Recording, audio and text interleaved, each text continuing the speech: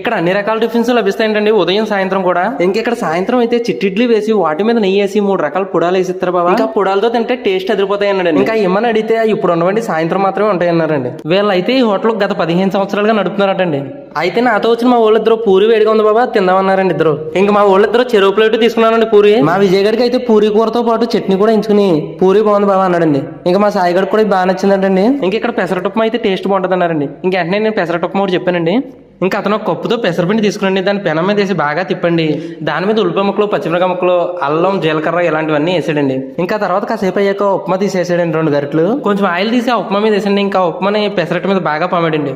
ఇంకా పెసరట్టు ఉప్మా బాగా కాలిన తర్వాత అది ఆ పెనం మీద తీసండి, ఓ ప్లేట్లో వేసి దానికి సరిపడా 3 చట్నీలు గట్టిగా తట్టించండి.